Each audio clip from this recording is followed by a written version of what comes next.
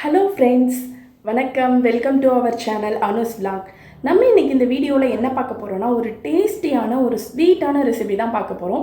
என்னதுன்னு கேட்குறீங்களா?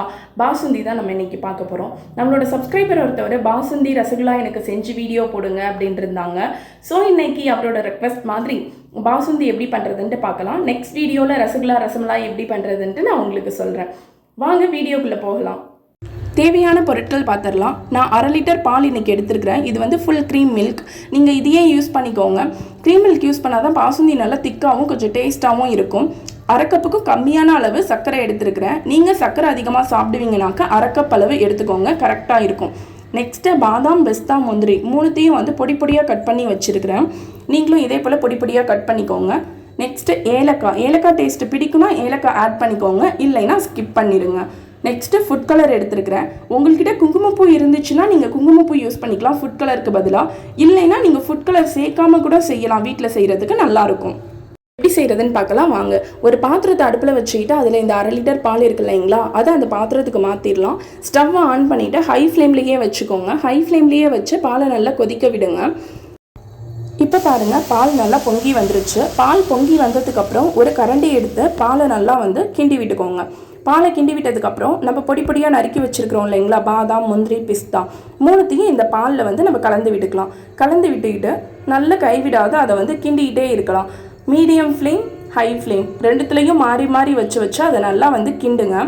இந்த பால் வந்து நம்ம எடுத்துருக்கிறது 1/2 லிட்டர் அளவு பால் வந்து நம்ம எடுத்துருக்குறோம். அந்த 1/2 லிட்டர் வந்து 1/4 லிட்டர் அளவாக மாறுற வரைக்கும் இதை வந்து நம்ம கிண்டிக்கிட்டே இருக்கணும். சைட்லலாம் அந்த ஆடை படியுது இல்லைங்களா, அந்த ஆடையை அப்படியே விட்டுறக்கூடாது. அதை அந்த கரண்டியாலேயே நல்லா சுரண்டி பாலோடையே வந்து சேர்த்து விட்டுக்கணும். அப்போ தான் பாசுந்தி நல்லா டேஸ்ட்டாக இருக்கும். அந்த பாலாடை நம்ம எவ்வளோ அந்த பாலில் சேர்க்குறோமோ அப்போ தான் வந்து பாசுந்தி அவ்வளோ டேஸ்ட் கொடுக்கும். பாலும் வந்து திக்காகும் நமக்கு. இன்னொரு சின்ன டிப்ஸ் என்னதுன்னா, இதில் நீங்கள் முந்திரி பருப்பு வந்து பொடியாக்கி கொஞ்சம் சேர்த்துக்கலாம் உங்களுக்கு விருப்பம் இருந்தால். இப்படி செய்யும் போதே பாசுந்தி நல்லா திக்காக தான் இருக்கும். இன்னும் உங்களுக்கு திக்காக வேணுன்னா அப்படி சேர்த்துக்கோங்க. நெக்ஸ்ட் இதில் நான் வச்சுருக்கிற ஃபுட் கலர் வந்து கொஞ்சம் ஆட் பண்ணிக்கிறேன். ஆட் பண்ணிவிட்டு ஏலக்காய் பொடியும் கொஞ்சம் வந்து நான் ஆட் பண்ணிக்கிறேன். ஆட் பண்ணிவிட்டு இப்படி கைவிடாமல் கிண்டிகிட்டே இருங்க. சைடில் படிகிற அந்த ஆடையும் எடுத்து விட்டுக்கிட்டே இருங்க. இப்போ பாருங்கள், ஃபுட் கலர் சேர்த்ததுக்கு அப்புறம் தான் வந்து பாசுந்தி கடையில் விற்கிற கலரில் மாறிடுச்சு. நான் வீடியோக்காக ஃபுட் கலர் சேர்த்துருக்குறேன். மறுபடியும் சொல்கிறேன், உங்களுக்கு வேணுன்னா ஃபுட் கலர் சேர்த்துக்கோங்க, வேண்டாம்னா விட்டுருங்க. அடுத்தது சுகர் நம்ம எடுத்து வச்சுருக்கிறோம் இல்லைங்களா, அந்த சுகர் அப்படியே இதில் ஆட் பண்ணிக்கலாம். ஆட் பண்ணி கிண்டி விட்டுக்கிட்டே இருங்க. பால் பாருங்கள், நமக்கு கொஞ்சம் கொஞ்சமாக சுண்டிட்டு வந்துக்கிட்டே இருக்குது. நல்ல டேஸ்டான பாசுந்தி நமக்கு ரெடியாக போகுது. இப்போவே பாருங்கள், ஆல்மோஸ்ட் பாசுந்தி வந்து ரெடி ஆயிடுச்சு. இன்னும் ஒரு 5 மினிட்ஸ்க்குள்ளே பாசுந்தி ஃபுல்லாக ரெடி ஆயிரும். கைவிடாத இப்படியே வந்து ஓரத்தில் படிஞ்சிருக்கிற அந்த ஆடையெல்லாம் எடுத்து விட்டு பாலோடு கலந்து சேர்த்து நல்லா கிண்டிகிட்டே இருங்க. எந்த அளவுக்கு அந்த ஆடையை எடுத்து விடுறோமோ அந்தளவுக்கு வந்து பாசுந்தி ரொம்ப டேஸ்ட்டாக இருக்கும். கண்டிப்பாக இதை வந்து உங்கள் வீட்டில் செஞ்சு பாருங்கள். இது வந்து ஒரு சிம்பிள் ப்ராசஸ் தான். கொஞ்சம் அந்த கிண்டி விடுற வேலை மட்டும் அதிகம், மற்றபடி வந்து சிம்பிள் ப்ராசஸ் தான். நீங்கள் செஞ்சு பாருங்கள். இந்த ஸ்டேஜில் ஸ்டவ்வை கொஞ்சம் சிம்மில் வச்சு கிண்டுங்க, இல்லைன்னா வந்து பால் நல்லா கையிலேயே தெரிச்சிடும். அதனால் ஸ்டவ்வை கொஞ்சம் சிம்மில் வச்சுட்டு நல்லா கலந்து விட்டுக்கோங்க.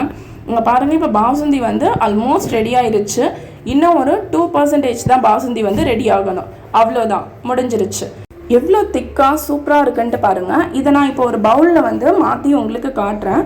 இதை நீங்கள் கண்டிப்பாக உங்கள் வீட்டில் நீங்கள் செஞ்சு பார்த்துட்டு எனக்கு கமெண்ட்டில் மென்ஷன் பண்ணுங்கள் டேஸ்ட் எப்படி இருந்துச்சுன்ட்டு. இப்போ பாருங்கள், பவுலில் மாற்றியாச்சு. இதை நீங்கள் அப்படியே சாப்பிட்றதா இருந்தாலும் சாப்பிட்லாம் சூடு ஆறுனதுக்கப்புறம். இல்லைன்னா ஃப்ரிட்ஜில் கொஞ்சம் நேரம் வச்சு அதுக்கப்புறம் சாப்பிட்டிங்கனாலும் இன்னும் நல்லா டேஸ்ட்டாக இருக்கும். வெயிலுக்கு நல்லா சில்லுன்னு இருக்கும். கண்டிப்பாக இதை மறக்காமல் உங்கள் வீட்டில் ட்ரை பண்ணி பாருங்கள். ட்ரை பண்ணி பார்த்துட்டு டேஸ்ட் எப்படி இருந்துச்சுன்ட்டு எனக்கு கமெண்ட்டில் மென்ஷன் பண்ணுங்கள். இந்த வீடியோ உங்களுக்கு பிடிச்சிச்சுன்னா லைக் பண்ணுங்கள், ஃப்ரெண்ட்ஸோட ஷேர் பண்ணுங்கள், நம்ம சேனலை சப்ஸ்கிரைப் பண்ண மறக்காதீங்க. தேங்க்யூ.